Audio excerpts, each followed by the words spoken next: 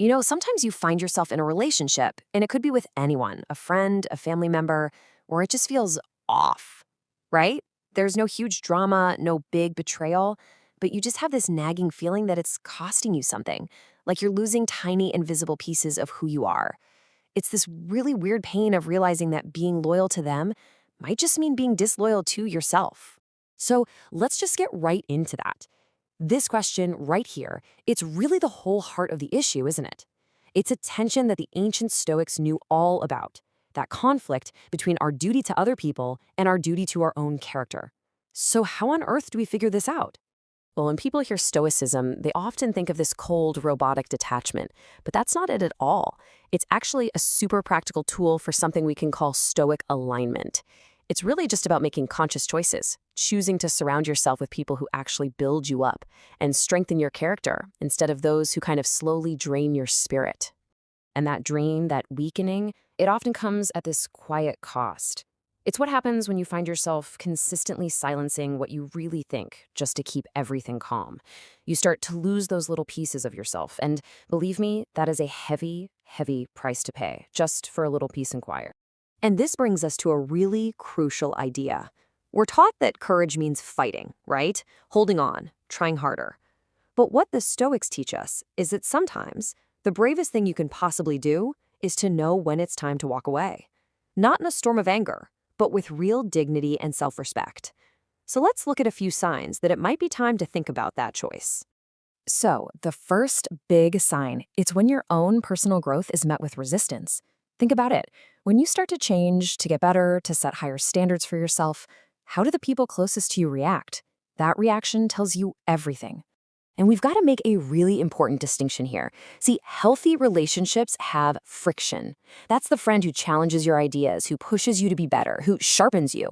But unhealthy relationships, they have resistance. And that's a totally different force. It's designed to do the exact opposite, to shrink you, to kind of pull you back to who you used to be.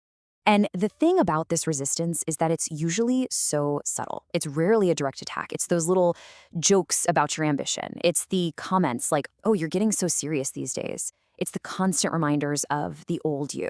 Or maybe it's just a visible flicker of irritation when you stick to your new routine.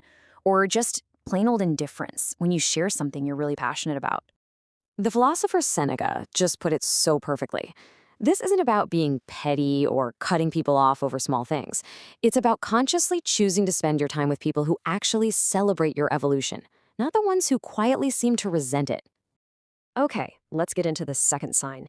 And this one you can feel in your bones. It's when your inner peace is constantly being disturbed. Look, your emotional safety is a basic need. It's not some kind of luxury. Your body usually knows what's up long before your brain admits it, so pay attention to these signals. Do your shoulders literally tighten up before you have to see them? Does your mood totally shift after you talk to them? Do you spend hours replaying conversations in your head? If you feel drained instead of inspired after you hang out, that's not random, that's data. And this leads to a question that requires some real honesty. In those interactions, are you actually connecting with that person? Or are you just managing them? Are you managing their moods, their reactions, trying to avoid their triggers? Because if it's the second one, you're not in a partnership. You're just performing constant emotional labor. I love this way of thinking about it. You shouldn't have to check the emotional weather forecast before every single interaction.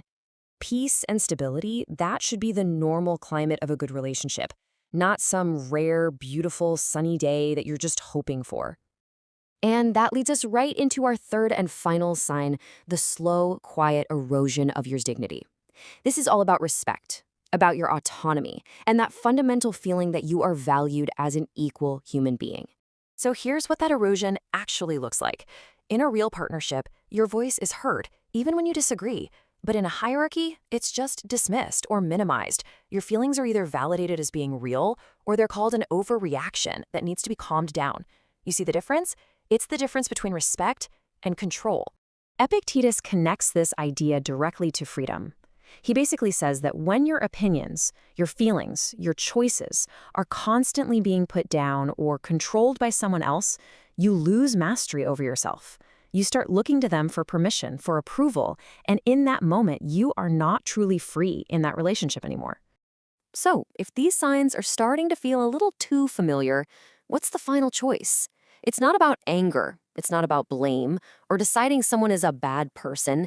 It's about alignment. It's about choosing to align with the person you are actively becoming.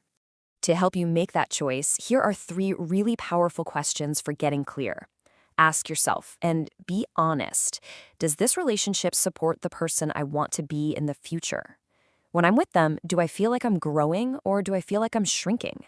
And finally, is my inner peace generally respected or is it disturbed? I want to repeat this because it's so important. This whole process, it's about finding clarity for you. It's like doing an honest internal audit. It's not about building a case against someone else or finding a villain in the story. It's just about seeing the truth of the situation for what it is. Ultimately, it all comes down to this. Healthy growth feels expansive. It should stretch you and challenge you and help you become more, but it should never, ever feel like it's suffocating you. So, the final question I'll leave you with is this. When you look at your life and the people in it, is it maybe time to make a little more space?